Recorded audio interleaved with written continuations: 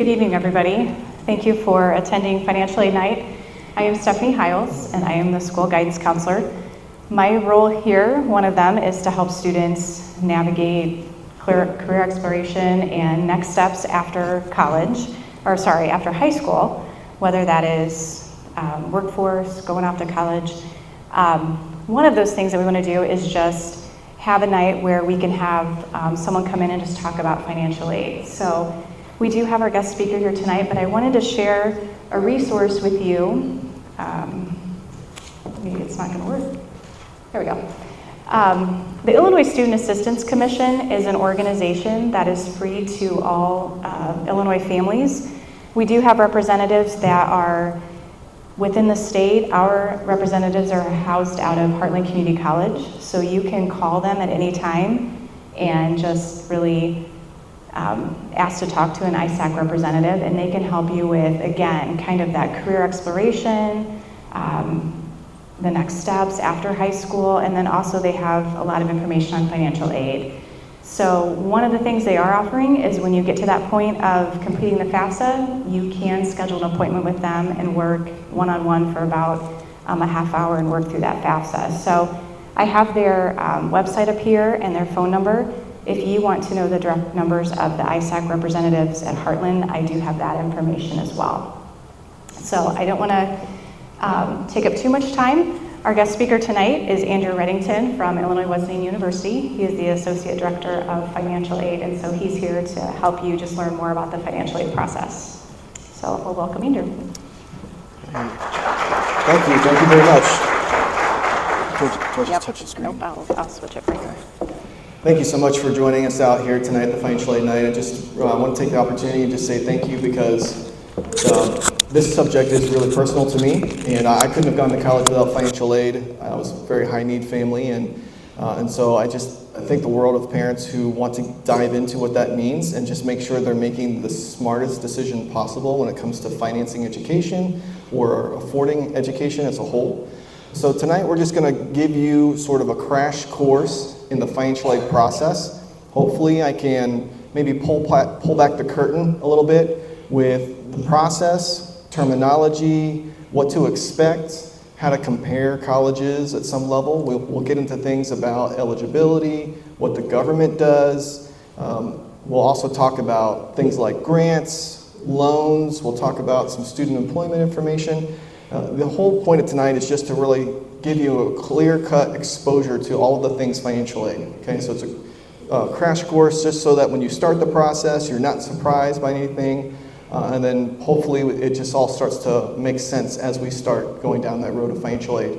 Just a tidbit about me is I've been in financial aid for nearly 20 years now, so I've been doing this for a long time, and there's not a whole lot that I probably haven't seen or done or experienced with that financial aid part. So part of what we're going to talk about here tonight, while I do work at Illinois Wesleyan University, almost nothing we're going to discuss tonight is going to be based off of Wesleyan. So all of this is public information that you can find. I've just sort of distilled it down to hopefully an easy to understand process. At the end, we're going to have a Q&A session where you can raise your hand and ask questions. If it's a general question, I would be happy to field that for everybody. If it's a question that is really specific to your circumstances, I would say maybe jot it down, and then you can come up and ask questions one-on-one after tonight's presentation. I'll also provide you my contact information, and I've got business cards if you want to have a more personalized conversation. Ultimately, we look at this as a community service, so I'm not here to sell you on a Wesleyan education. If you want to go that route, great. If not, I'm just here to make sure that we're raising awareness about financial aid and what to expect as part of that process. So we'll just jump right in here. Ultimately, what we do in the financial aid office is we're sort of tasked with determining a family's ability to pay. You know, there are lots of different family situations out there, so how do you take into account all the possibilities, all the different combinations of income or assets or number of people in a household or number in college? Everyone's got various things going on. So how do you make this process sort of a standardized process? And that the way the government has it set up is, again, we're tasked with determining ability to pay. And we know that sometimes there's a difference between ability to pay and willingness to pay. Oftentimes families are living within their means, and there's that sense of affording education in an area where they're already living at their means, that maybe it's a challenge for them to absorb a new cost item for cost of education. So again, ultimately that's what we're really going to talk about tonight, is determining a family's ability to pay. And again, that's just having a more standardized process so that everyone sort of has as much opportunity from a financial aid perspective as everybody else. Ultimately, what we're going to get into tonight, we're going to talk about the FAFSA application. And what the FAFSA application is designed to do is to determine a family's, in quotations, need, okay? So we'll talk about more about what that means, but that's ultimately what the goal is. Determine what the need is of that family, and then how do we meet that need using the financial aid resources available.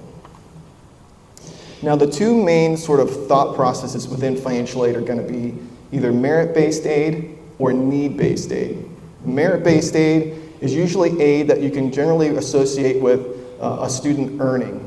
Okay, earning either through GPA or test scores, maybe it's a talent-based scholarship or an athletic award, and those are types of things that are based off of merits. Those are not based off of need. Need is what you're going to traditionally think of as grants. Okay, that's typically the designation. Difference between scholarships, which are generally going to be the merit-based type of aid, and then grants, which are going to be the need-based part of the financial aid section, okay? So grants, again, are based off of the FAFSA process. As your income and assets ebb and flows, or they increase or decrease, that can impact the need-based side of the process. But those are the two sort of different sectors that we're going to cover tonight. Now, the first thing we're going to just jump right into is filing the FAFSA application. FAFSA stands for Free Application for Federal Student Aid. It is the federal application that dictates basically the entire financial aid process, with some exceptions, and we'll get into a little bit of that as well. But FAFSA is really sort of the catalyst that jumpstarts the process. When a student applies to a college, most colleges are going to consider your student for an academic or a merit-based scholarship, and then anything beyond that is going to come from the FAFSA application. That's really going to determine any federal, state, or any additional grants that come from the school. Okay, so that's why we want to start with FAFSA. It really is the starting point beyond an academic or a merit or talent-based scholarship. Now, the first thing you want to do is you'll need to register for an FSA ID. So if you see FSA, that stands for Federal Student Aid. So a parent will register for a federal student aid, and then the student will register for a federal student aid ID. It really serves two purposes. One is it's going to be your login information to access the FAFSA system, and then two, you're going to use it as a signature at the end of the application to verify the information is accurate. So there's two reasons why you want to do for that. Now, you'll notice on the screen now it says that there's one contributor needs to register for an FSA ID. Contributor is the new term that they've sort of coined for a parent. It's anybody that's going to be contributing information to the FAFSA application that's not the student. So if it's parent 1 and parent 2, then the main parent 1 would be the main contributor, but then also there would be a second contributor of parent 2. Okay? Part of the application, the student will need to designate who those contributors are. They'll need your name, they'll need your social, date of birth, and they'll need your email address. And what happens is the student will register you as a contributor. You'll get an email with a verification link, and then that's your official link to contribute your information to the FAFSA. So it is sort of a two-step process. The student side of things, and then there's the contributor or the parent side of things. One thing I want to highlight here is it is very much an important thing to be aware of the email address process when it comes to the FSA IDs. The FSA ID is going to require a specific email address. So students, if you are registering for an FSA ID, do not use your school email address to register for an FSA ID. Eventually, your school email address will be deactivated, and if you ever needed to recover your username or password, it's going to be very difficult to do that if you signed up for your FSA ID using a school email account. So if your student doesn't have a personal or private email account, do that before registering for an FSA ID. Also, parents and students cannot use the same email account when signing up for FSA IDs. You have to use one email for the student and a separate email for the parent. They're very particular about not sharing information with one another because there are some legal ramifications about that in privacy laws. Now, the other thing is there is a mobile app for filing the FAFSA as well. If I could be honest, it is a little wonky. They haven't quite got all the bugs out of it yet, and just know that usually if you're going to use the mobile app, usually when you get to the end with the signatures, it tends to time out and maybe not apply the signatures. I still always recommend you use a laptop or a desktop and just use a browser to complete it. But if you wanted to use the mobile, if you're on the go or you're traveling and the mood strikes you, the mobile app is an option. Just be a little patient with it because they haven't quite fine-tuned it yet. Now, one of the major changes that they made this past year is they have a process called the Direct Data Exchange, or the DDX. And if you start to Google financial aid information and Google FAFSA, you may get old information because this past year they basically revamped the entire FAFSA process. And one of those things that they changed is this DDX process. So the DDX is a process in which you give the Department of Education consent to them pulling over your tax information directly from the IRS, okay? It is a requirement for federal aid purposes. So whether or not you want to pull over that information, because I know there's some concerns with cybersecurity and identity, that is a requirement as part of the new FAFSA process. So before, they had a tool called the IRS Data Retrieval Tool. It was an optional. You could either do the import process or you can enter in things manually.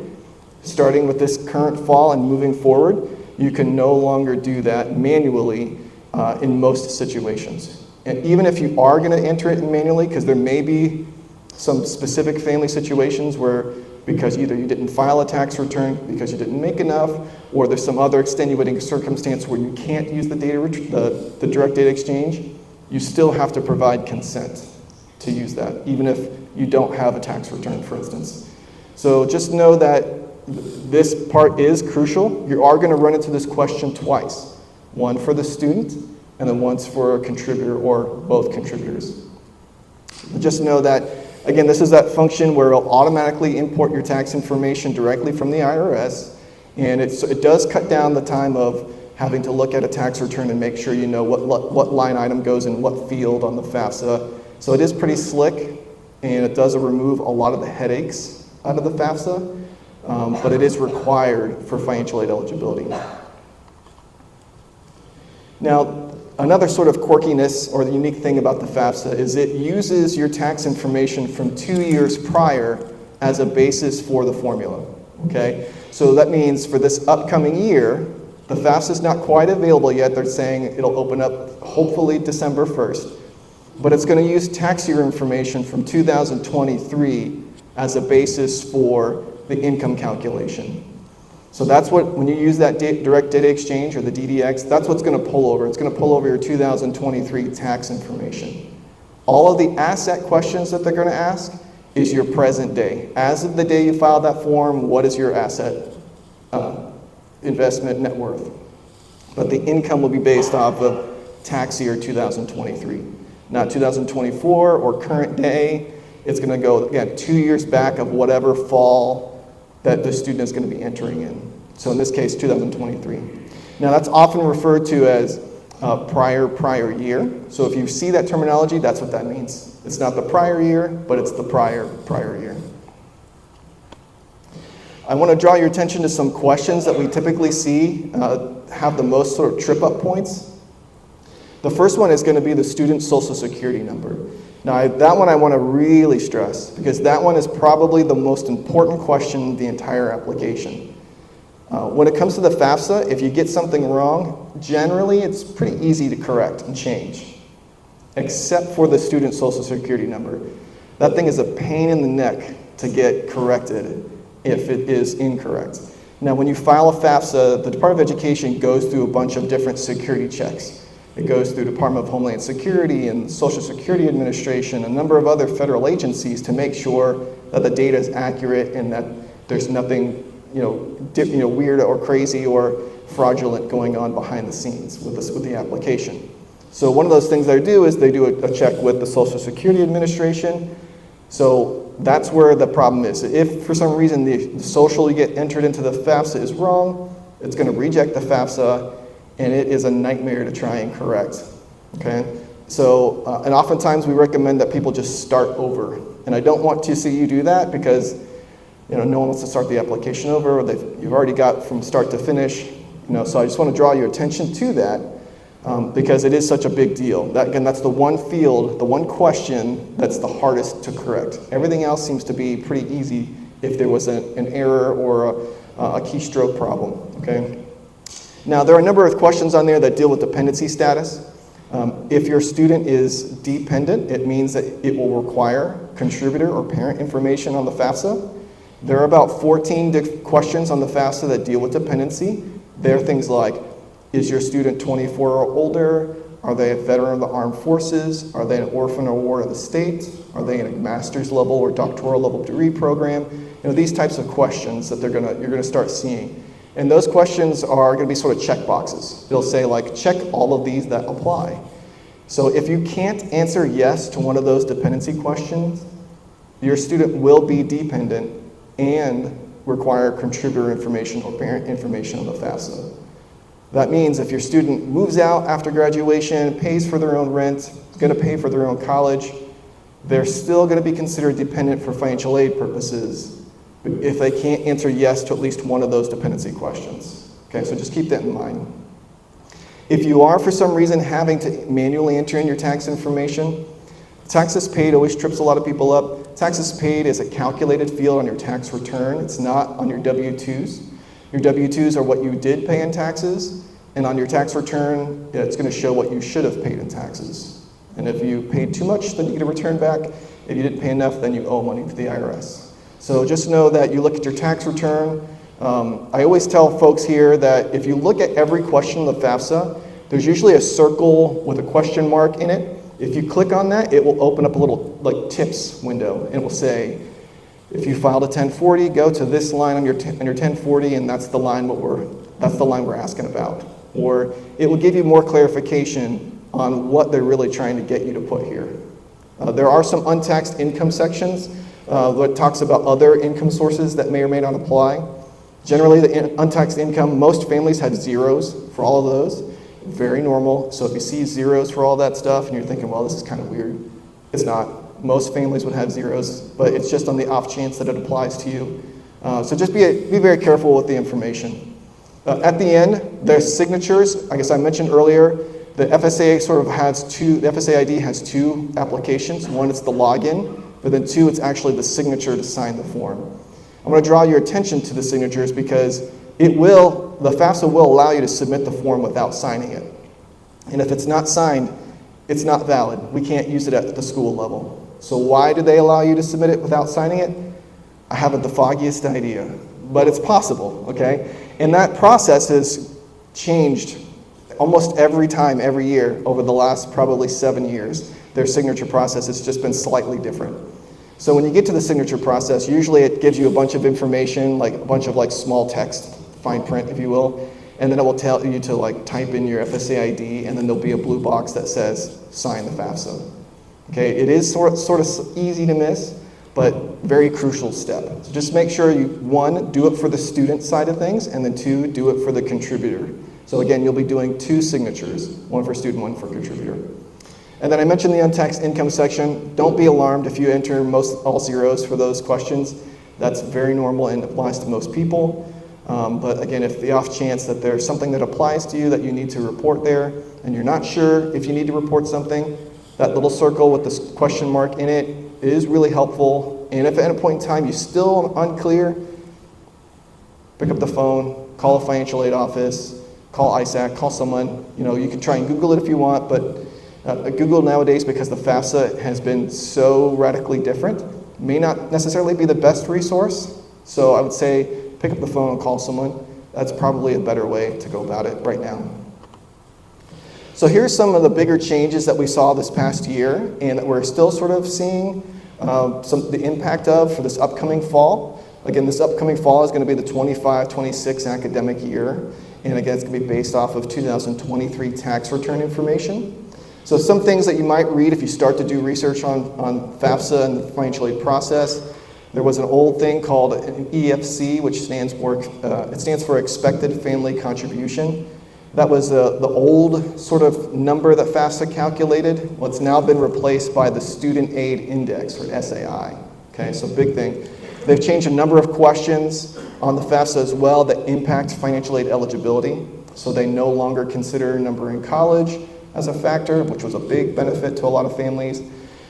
If you own a small business or a farm, most people didn't have to report that because most farmers or small businesses don't employ more than 100 employees. Well, now they don't care how many employees you employ, you have to report the net value of assets for small business and farm. So there are some large changes like that I want you to be aware of. If you have a student who's already in college or has been in college for a couple of years and you've got another one coming in, or maybe this is your first time through the process, again, just know that this has been sort of a new thing for everybody in the industry.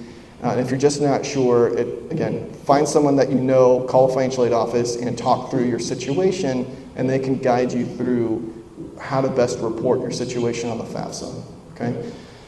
The other thing to be aware of is if you're dealing with a divorced situation, in some situations, I get a lot of questions about who should be reported on the FAFSA. Is it parent one or is it the other parent? In the past, it was always who does the student live with the most in the last 12 months. But they changed that to who does the student, or who provides the most financial support to the student. And that's important because it may not necessarily be the parent that the student lives with. It could be if one parent is providing child support and alimony, that now counts as financial support to the student. So it may be possible that the non-custodial parent should be the one reported on the FAFSA as opposed to the parent that the student lives with. So depending on your circumstances and your situation, again, that might just be one of those things that if you're just not sure, look at that little circle with the question mark, or just pick up the phone, call one of us, okay? Now, when you do all the information, what happens is there are two separate calculations that are run. There's one that's run for the student side of things and one that's run for the contributor side.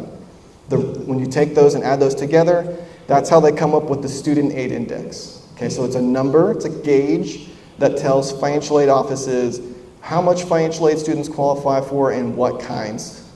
Okay, so it's one of those forms. It doesn't matter where your student's going, if it's in-state, out-of-state, is it a big state school, is it a private school, is it a vocational or a trade school? It doesn't matter, everyone gets the same information. It's not based off of the school, it's based off of the families and the student's situation. So a lot of what they look at as part of that formula is they look at obviously income of the family, they look at your adjusted gross income and taxes paid. They do want to know what your wages earned from work versus any other income. They want to know the age of the parents because they want to know how close are you to retirement. That impacts the formula. It's not like a simple calculation. I often get questions of, hey, Andrew, I make $80,000. What's my SAI going to be? And then how much financial aid are you going to give me? And I said, I would love to tell you, but I can't because the formula is very in-depth. And so I stay out of that calculation part altogether. I just go, what is your SAI? And then we can have a conversation. But to actually get to where the SAI is, I can't tell you exactly what that looks like because it is pretty complex. Now we know that the FAFSA is going to use your tax information from 2 years ago, and a lot can happen in 2 years. So the government has given financial aid offices the opportunity and the ability to make adjustments to the information on the FAFSA if there are changes to your family circumstances. So if there's a job loss or a change of job, or maybe there's been a new medical situation that's come up, or maybe grandma and grandpa are now in a place where there's elderly care that the parents are paying for. Whatever those circumstances are, we can't account for every situation. There may be certain situations where we can say, well, that's excluded from what we're able to do. But by and large, financial aid offices can make concessions and say, okay, this is impacting your income level. So while your income level might be a certain amount on paper because you were required to file that with the IRS, in actuality your income is lower today because of X, Y, or Z situation. And what the financial aid office can do is actually modify your income information to account for those special circumstances, and then redetermine financial aid eligibility using the new income level. So if you have some changing circumstances, or if your income is lower, say current day as opposed to what the FAFSA requires, reach out to the financial aid office. They're there to help you. They want to know those situations. Now, oftentimes that means they may ask you to complete an additional form and submit documentation that supports those changes. So they are going to have to get a little personal depending on the nature of your circumstances. But just know they're there to help you. And they want to modify your FAFSA to get an accurate account of your income so that we can maximize the aid opportunities. So this is ultimately where the school comes in and says, okay, how do we determine really what a financial need for a family looks like? So what schools will do is they'll take the overall cost of attendance, they'll subtract the student aid index or the SAI, and the resulting number is what the student's need is. Now I want to clarify what cost of attendance is. Cost of attendance is not what it costs to attend. I know, it's very, very self-explanatory. What cost of attendance is, it's costs that a student can incur while attending, okay? It's a slight play on words a little bit, but just know that makes a difference. Because what colleges are supposed to do is account for all possible costs that a student can incur. So it's not just tuition and books. We have to factor things in like transportation. We know that students are going to need shampoo and toiletries and other incidentals. Those are types of things that the financial aid office will make an estimate for. And so cost of attendance is always going to be a slightly inflated number than what you're going to see on like a billing statement for, let's say, a dorm and a meal plan and tuition. Okay. The other thing to think of is cost of attendance can really impact a student's financial need. And what I mean is the higher the cost of attendance, the higher the financial need. Remember, the SAI is going to be the same no matter what school your student's looking at because it's not based on the school. But the cost is based on the school because every school is going to cost differently. So that means that at one school, not every school is going to have the same financial calculation, or the financial need calculation, because its cost is going to be part of that. And we'll get into that a little bit more in the presentation. So what financial aid offices do is they say, okay, we've got our cost of attendance, we know what the SAI is, and that determines the student's financial need. How do we go about meeting that need? And these are sort of the three areas in which financial aid offices go about doing that. We look at anything that's beyond the merit scholarship. So again, remember, every student is considered for a merit or an academic scholarship for applying to college, and that's usually determined at the time of acceptance. But the FAFSA dictates need-based aid. So things that we talked about earlier, sort of the grants, student employment, and loan are sort of the three sectors that are impacted by the need-based process. Okay? So the first one is going to be grants. Again, that's going to be what you're going to say is the main focus. That's your traditionally, say, free money, if you will. It's usually beyond the scholarship. Now, there are a couple of exceptions to that from the gift assistance perspective. When I say grants, mostly it's free money, and I say mostly because there are a couple grants out there that if a student doesn't meet certain requirements after graduation, they can revert to a loan. Okay, so just be aware of what type of grant it is, some of the specifics. I always point out the federal TEACH grant. The federal TEACH grant is for students who qualify for need and are going to be a teacher. Their major is education, and when they graduate, they have to be in a high-income school in a high-need field, and they have to teach for a certain number of years. I think it's 5 years. Within 8 years after graduating, if they meet those requirements, then it's a grant, and they never have to repay it. But if they don't meet any of the requirements, then that grant becomes a loan and does bear interest. So there are some things like that to be aware of. That's really an exception, so I don't want to pick on it necessarily. It's not the norm. Most of the time when we're talking about grants, it is free money. I just use that as an example just to make sure that you are very careful with all of the just fine print and things that are a part of the financial aid package that schools put together. What we're really concerned with is presenting all of the available options that a student may have.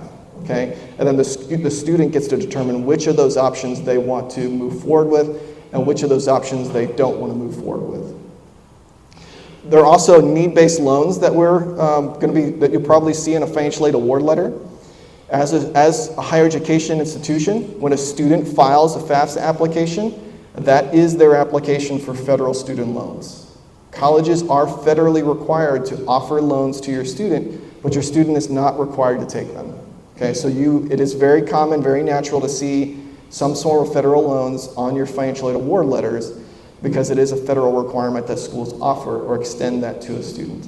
But students do have the opportunity to decline any piece of financial aid that they see fit. So just be aware of that. Now, oftentimes there will also be a section that we look at called student employment.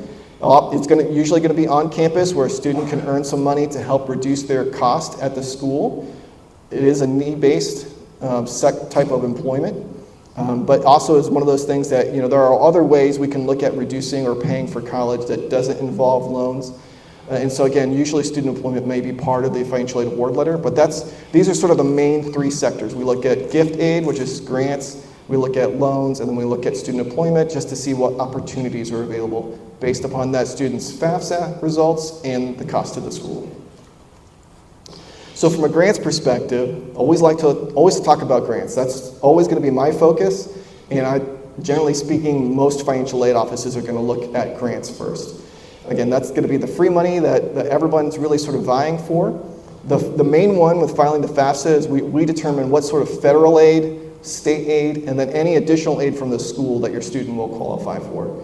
So federal aid, we typically talk about the Pell Grant. That's like their flagship grant. The SAI has to be below a certain amount for students to qualify, and it's prorated depending on what the SAI is. So the maximum award for the Pell Grant is like $7,495. So a decent grant, but it's prorated and completely dependent upon the SAI, and it's not school controlled. That's something the government oversees. There are also state grants that come from the state of Illinois.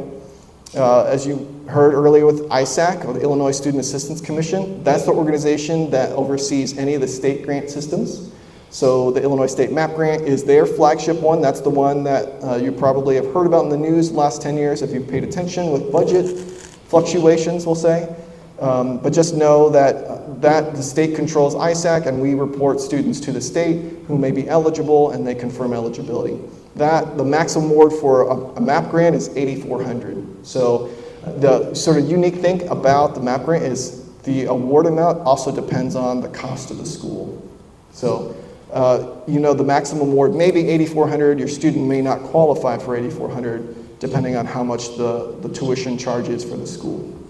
And then a lot of schools will have their own institutional grants. They'll have their own money that they can give out to students based upon their need profile.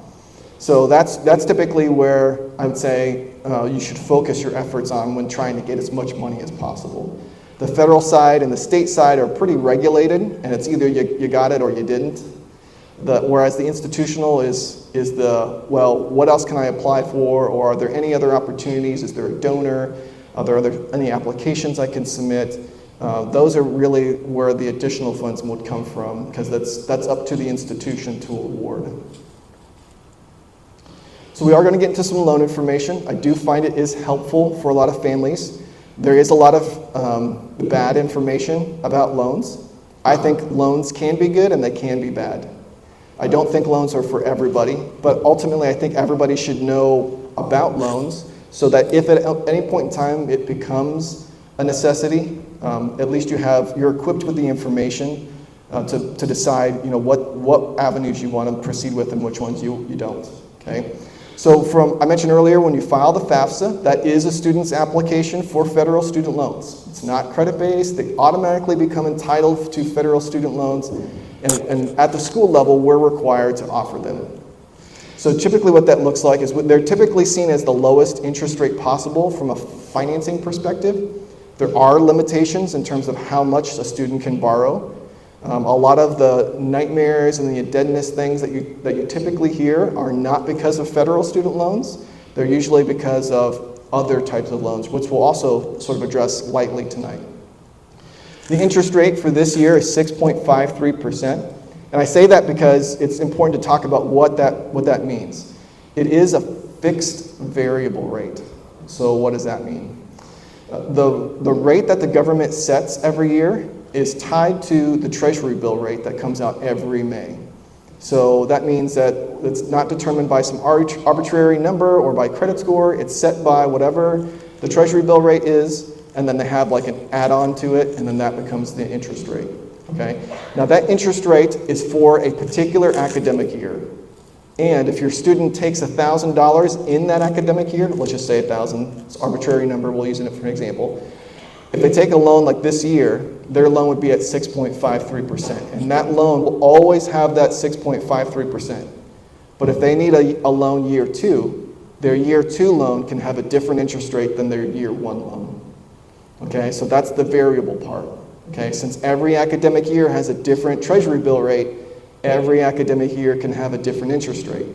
But just know, the loan that they took in year one will always have that interest rate. The loan they took in year two will always have that interest rate, but they can be different from one another. Okay? The other thing I always talk about is that there are things like your student would not be required to make any loan payments while they're in school. Payments towards principal is deferred until after graduation. Now, interest may not be deferred. Okay? It may be accruing interest, and we'll get into that a little bit here. But at least from a payment perspective, they would not be required to make any sort of payments on federal loans unless they want to. And then they have 6 months after graduation to start repaying. At 6 months, they automatically go into repayment. They can start at any point in time within that 6 month period, but at 6 months is when they would be required to. There are two main types of loans. There's a subsidized loan, which is need-based, so students do have to qualify for it. And there's unsubsidized, which is not need-based, so anybody who files the FAFSA qualifies. Okay? Now, because the subsidized is need-based, that one is interest-free while your student's in school. That's the subsidized part of that. The unsubsidized is not need-based, and therefore is not interest-free while the student's in school. It does accrue interest. Interest would begin the day the money hits the student's billing account. That's how that functions. Not the day the student signs the form or accepts the loan, but the day that actually money hits the billing account, that date gets reported to the government, and that's when the interest would start being calculated. Also, I want to bring your attention is anytime we talk about a federal loan, there is a processing fee. It's called an origination fee. So for student loans, it's 1.057%. So what does that mean? Great question. I'm glad you asked it. So let's go back to our $1,000 example. If your student took a $1,000 loan, we don't receive $1,000 at the college. We receive $990. But the loan is a $1,000 loan plus any applicable interest. That $10 is the fee assessed by the Department of Education for making that loan possible. So that's how that functions. So when you see a disbursement of a loan on your student's account, it'll be less that processing fee. The processing fee is based on the principal that's borrowed. Okay? Here are the annual maximums that a student can borrow each of their years. So first year, they can borrow a maximum of $5,500. But of that $5,500, no more than can be $3,500 in subsidized. So it's pretty common. You'll see a $3,500 subsidized loan and a $2,000 unsubsidized loan. So for a total of $5,500. Sophomore year, it's $6,500, and then both junior and senior years that are $7,500 each. Now, so these are the standard maximums that students can borrow up to. It doesn't mean they have to borrow all of the funds, but they can borrow up to those limits each year. There are other financing opportunities. There is a federal Parent Plus loan, which would be in the parent's name as opposed to the student's name. That one is credit-based and has different requirements. Generally speaking, from a parent loan, that's the most common option that I see when it comes to financing. If there's still additional costs beyond the financial aid package and you're unable to make payments or do a payment plan, then the parent loan generally is going to be the most common option that I've seen in my career. Ultimately, from my perspective, it doesn't matter if you choose a Parent Plus loan or you go like a private education loan route. It's sort of situational why you would pick one option over the other, and we'll talk about all that a little bit. But just know the Parent Plus loan is a government loan in the parent's name. They really only look at two requirements. What is your credit score? And then are you delinquent on any credit accounts greater than 90 days? If you meet those two requirements, then they'll approve the loan application. So they don't care how much you apply for. They don't care really what your debt to income ratio is. They don't want to know what your income is. They just look at what's your credit score and are you delinquent on any credit accounts. And then you get approved. Now with the PLUS loan, also the interest rate is tied to the Treasury bill rate, but it has a different add-on. Remember, it's the Treasury bill rate plus an add-on, and that's how they come up with the interest rate. So the interest rate this year is the 9.08%. It's the same variable fixed rate process. You'll also notice that the processing fee is different on the parent loan. The processing fee is 4.268% or 228%. So going back to our $1,000 example, that means if we processed a $1,000 loan, $42 would be the processing fee. Now what we typically do on that is we usually add the processing fee into the loan.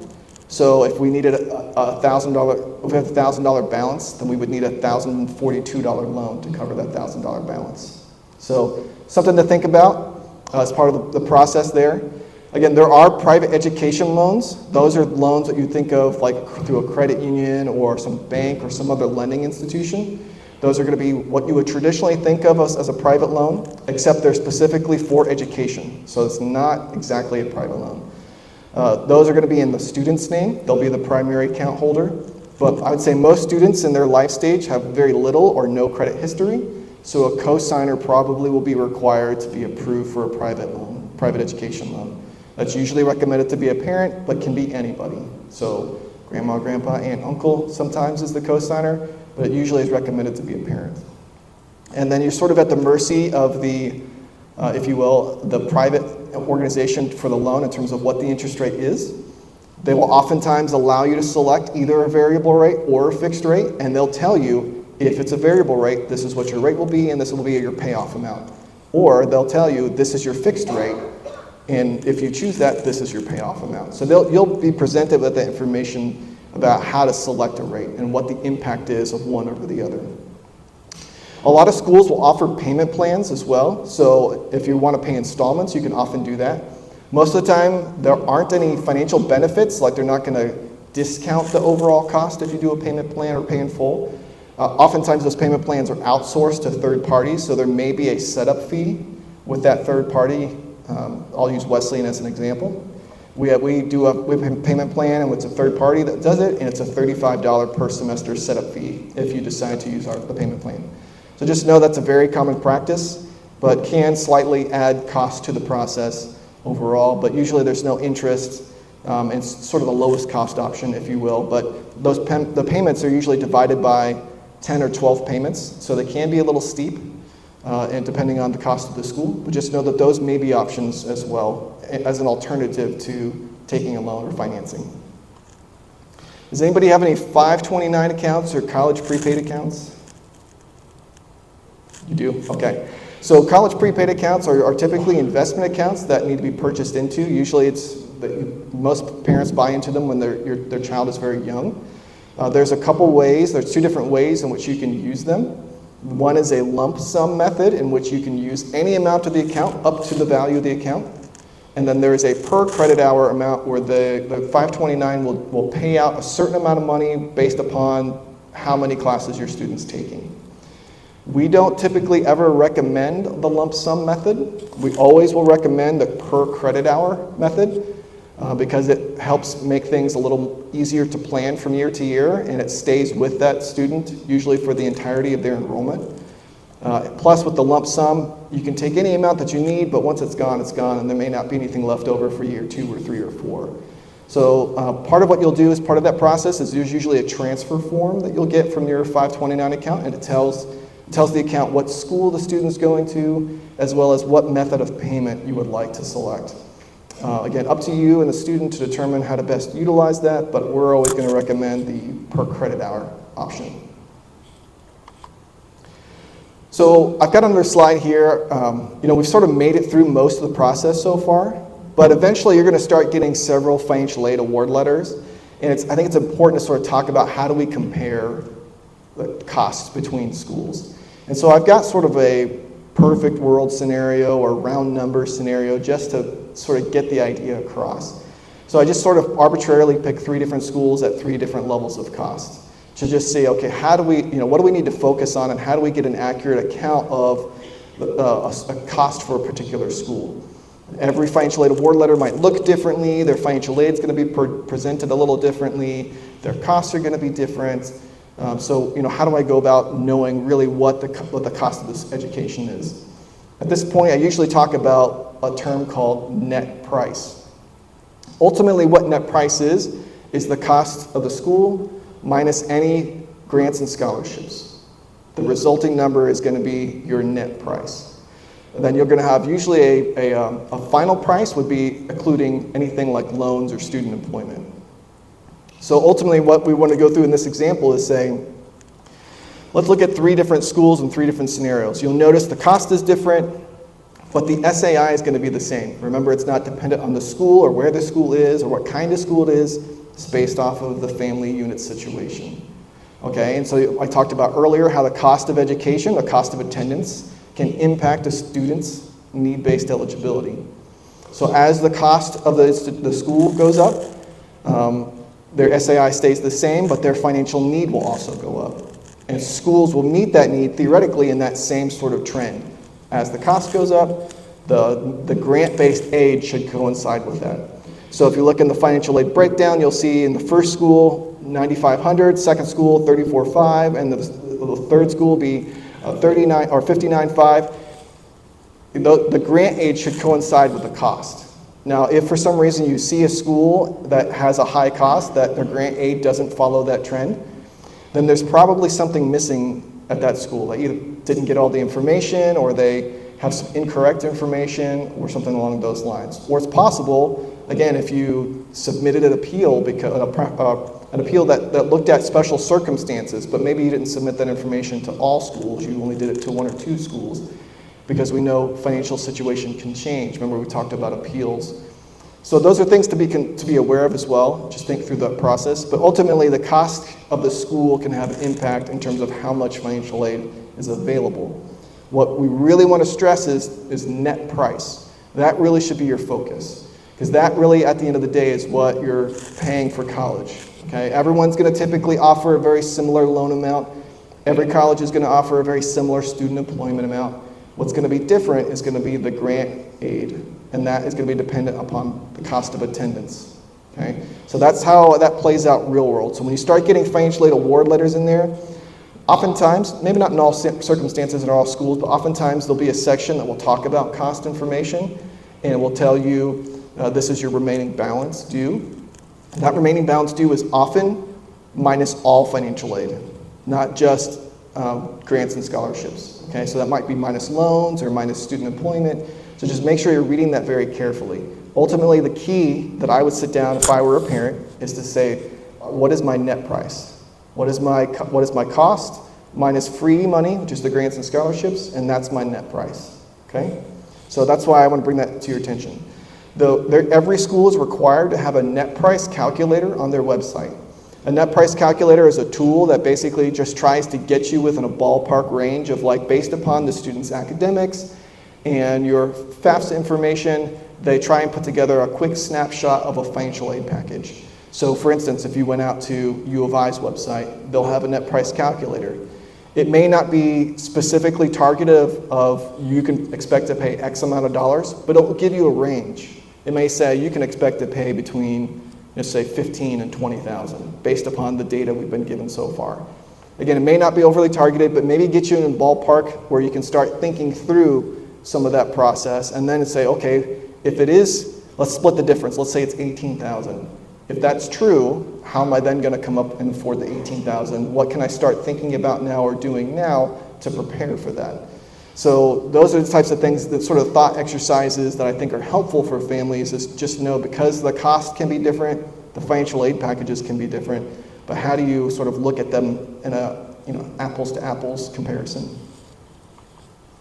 Here are some general notes I also think are very helpful. Just remember that students can accept or decline any form of financial aid that they have as part of their financial aid packages. whether that's student employment or loans or even grants. Remember, there's some grants out there. There might be some grants that maybe don't look as attractive as other ones because of their renewal requirements, or maybe there are other factors. Every financial aid award letter should have some indication. There should be some fine print that gives you some additional context about every piece of financial aid that is on the award letter. And so on there, it will often tell you what the renewal requirements are. And if it doesn't, I would start emailing someone and say, hey, I saw my student has this grant. What are the renewal requirements for that grant? Start thinking through those types of things. The other thing is there are scholarship scams out there. I'm sure you've heard about that with online sources. I'm going to give you a resource later in the presentation. We're wrapping up here pretty closely, but there is going to be at least one resource. Just know that most online scholarships are going to be free to apply for. There are some businesses out there that will say, I will guarantee you X amount of dollars in scholarships, and there's a fee for their services. There are some legitimate organizations out there like that, but there are also scams. Usually when I say, if you get to a point where it's asking for your credit card information, I'd say you're probably in the wrong place. Maybe I'm a bit frugal, we'll say, or I feel like it's free. That's my place. Let's go there. I want to be able, I can do the work. Nothing is insurmountable in the sense of I can't do it myself. I don't want to pay someone $200 to go out and search for a scholarship when I can spend 15 minutes doing that myself. So you sort of make those decisions in terms of what your time investment should be and what that means. But usually if you see enter in your credit card information, generally you're in the wrong place. And the other thing I want to bring up here is when the student submits a FAFSA application, every school that a student reports in the FAFSA is going to give you data about all of those schools. Students can report up to 10 schools. They can have their FAFSA sent to up to 20 schools. So the student can list all 20 of those schools will get sent the FAFSA information, but also when you hit submit, all 20 of those schools they'll present you with some data about those schools. Usually it's success data. Things like what percentage of students graduate within 4 years, what percentage of students graduate within 6 years. That type of information where you can start to gauge the sort of performance of the school. How successful is the school at getting their students in college, graduating from college, and into the workforce. Those are indicators that I think are helpful. There's a website called the College Scorecard as well, which is a federal government website that also houses that information. The College Scorecard has information like what's the average income that a student earns 10 years after graduation. And you can compare schools side by side. It's all federally operated, so it's all based off of data that schools have to report to the federal government every year. So there are some resources out there where you can start looking at, because everyone's going to be like, oh, my school's great, come to my school, you can do this, and you can research that, and look how great we are. But at the end of the day, you sort of want to know, like, okay, is this a sales pitch, or is this school going to be able to deliver on the promises that they promise and make sure my student is successful during and outside of graduation? Okay, so things like the end of the FAFSA, where you start looking at the IPEDS report, or like College Scorecard, are great ways to gather some statistics on schools to look at success and performance of students that have gone to those institutions. Other helpful tips, read the instructions carefully. Remember, I mentioned every FAFSA question has that little circle with the question mark in it. That's your tips and tricks, if you will. And if it still isn't quite clear, pick up the phone. Give me a call, give somebody else a call, and just ask somebody. I want to caution you with calling Federal Student Aid.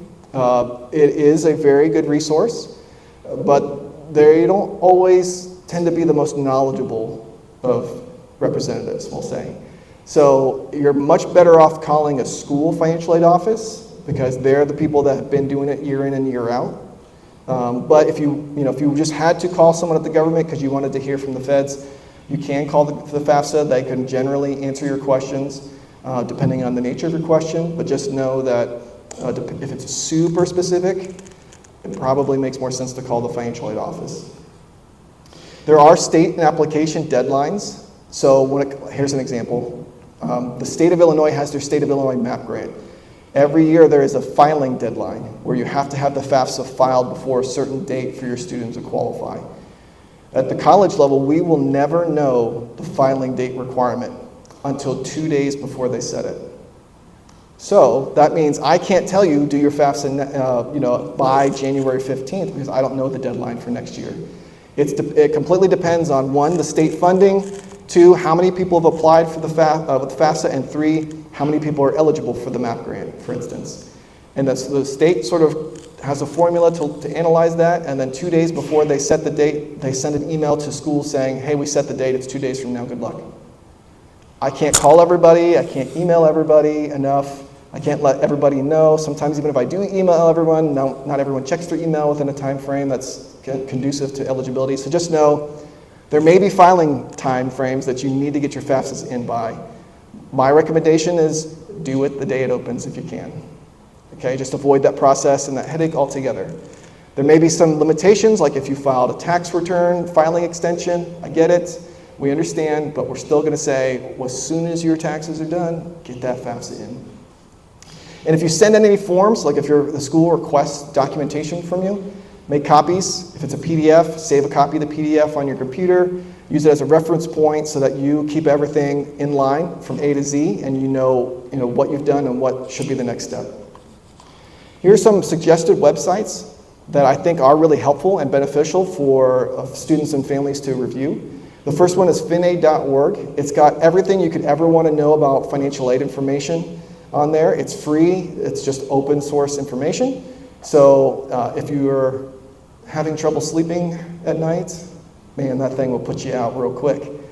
But it's also a fabulous resource to talk about financial aid.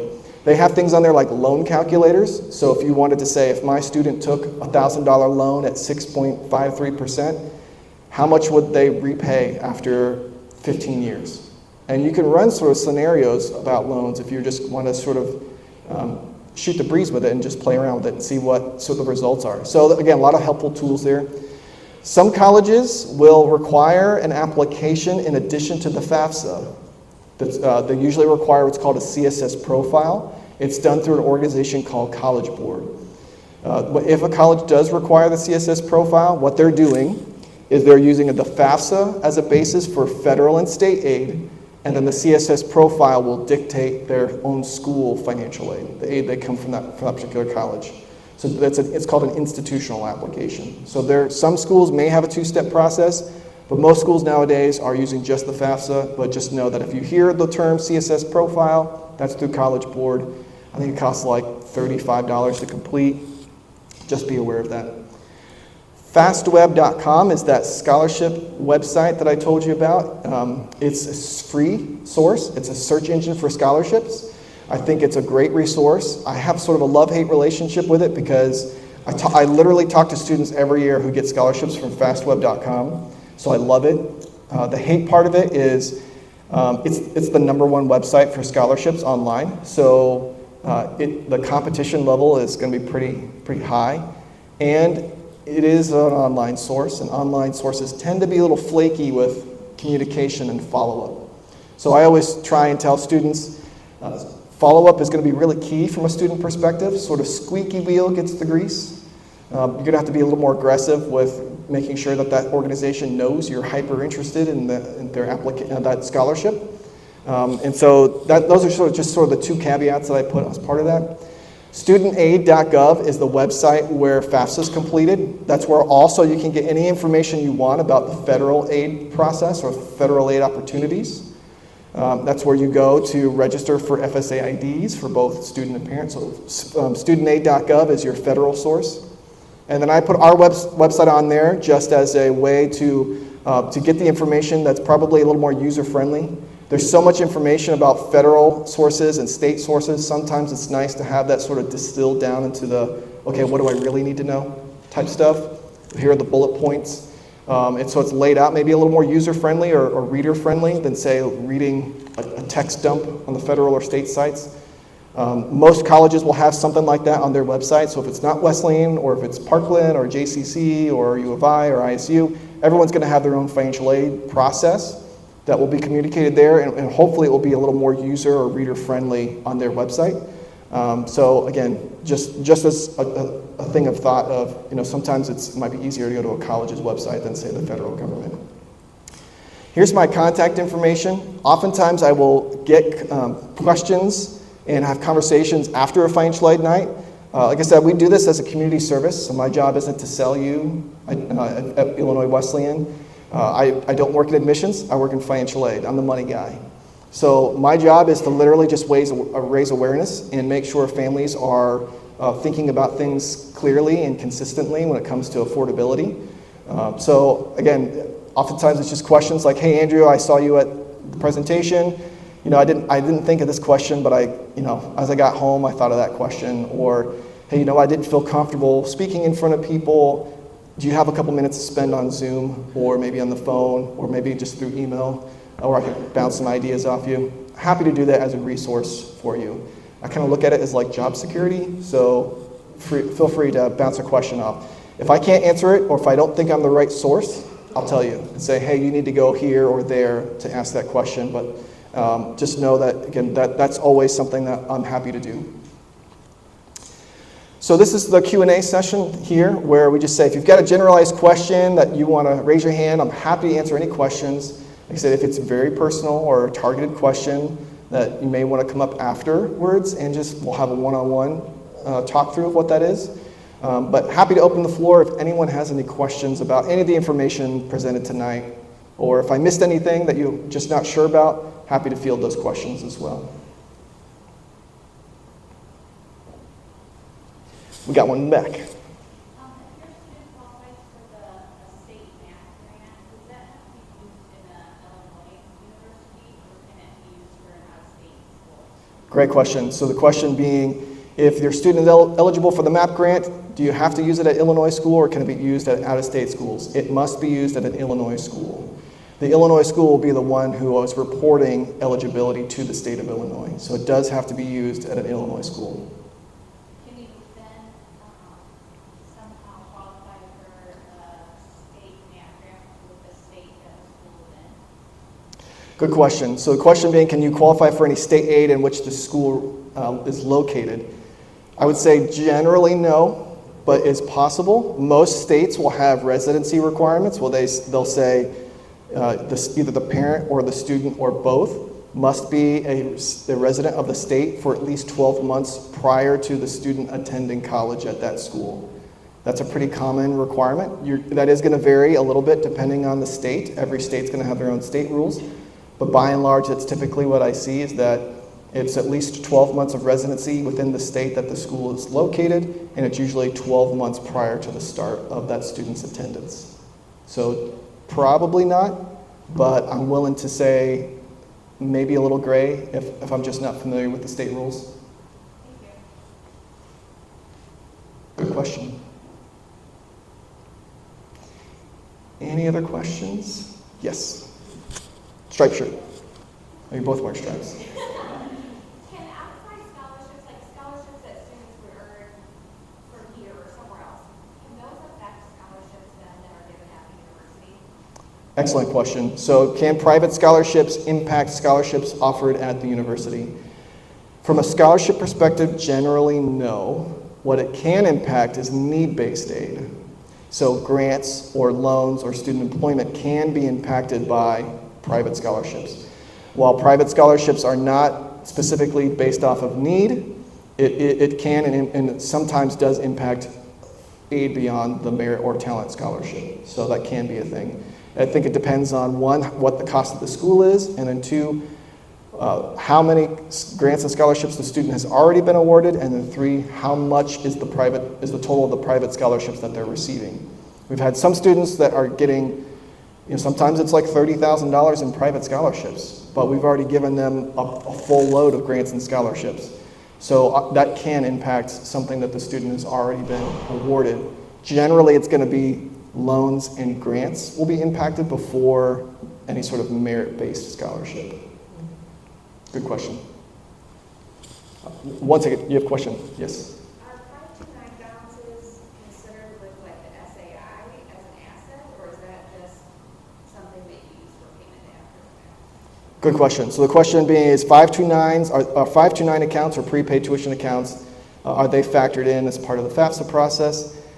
Yes. Okay, typically they are reported as parent assets, depending on whose 529 account it is, whoever the owner is. If the parent is the owner and has the student listed as a beneficiary, then it gets reported as a parent asset. If it's a situation where a parent and student are co-owners, then it gets reported as a student asset.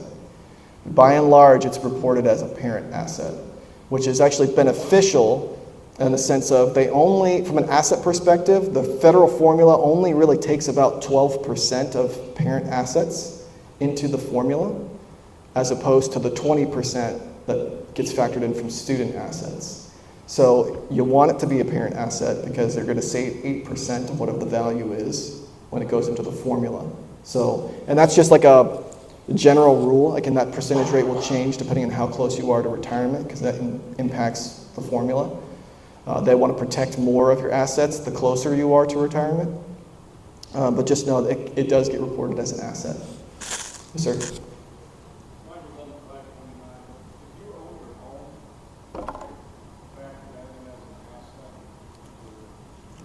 Good question. So from an asset perspective, there are two things that do not get reported on the FAFSA. The things that you do not report on the FAFSA is the net value of your home, your primary residence, but you do have to report any other real estate that's not your primary residence. You do not report your primary residence.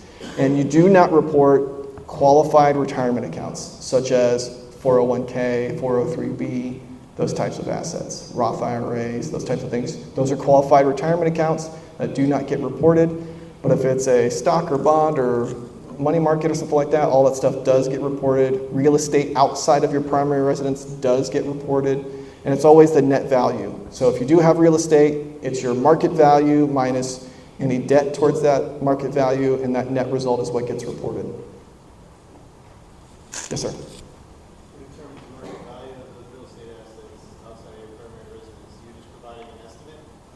Great question. So what dictates the market value of the real estate or assets outside of your primary residence? I'm going to be honest with you, it's an honor system. Okay, so what I would do is I would probably go to Zillow, look at the average, if it's a average cost of what the market value is of the area around the property or properties, and then make an assessment of what that value is, and then I would subtract any liabilities or debt towards that. And then that becomes your net value that gets reported.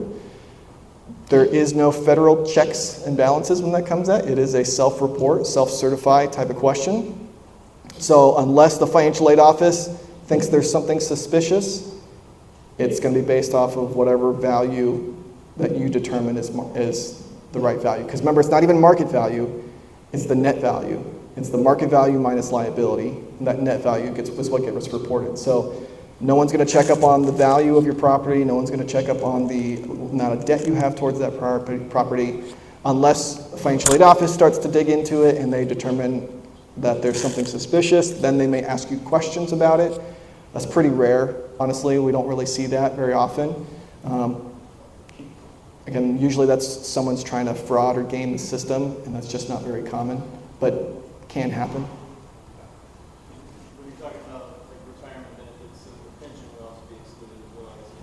Pensions are a qualified retirement account, so those are excluded, yes. You do not need to report pensions on the FAFSA application as an asset.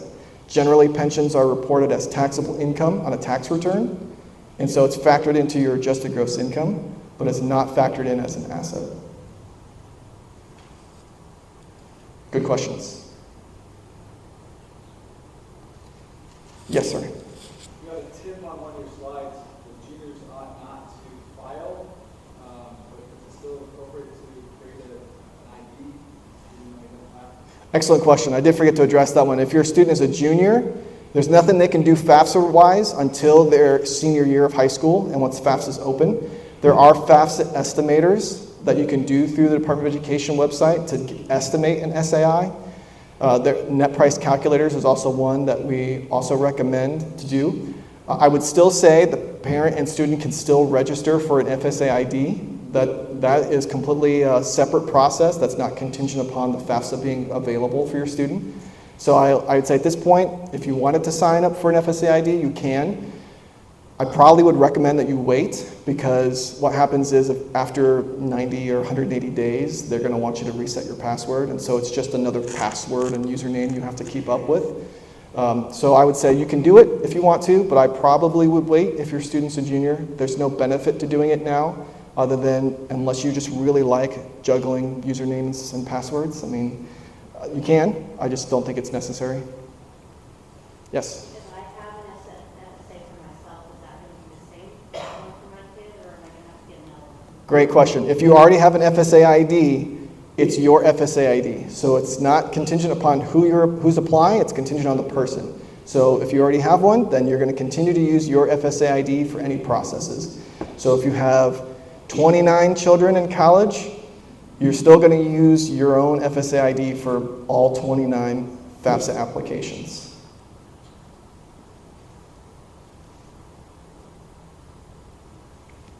Any other questions? It's great questions. All right, well, I'll be hanging around here. If you have other questions that you want to write down or come ask. Again, I just want to say thank you so much for coming out. I really appreciate your time investment. I do think it's worth your time. And hopefully this was helpful as just like a crash course. And again, thanks so much. Happy Halloween and have a good evening.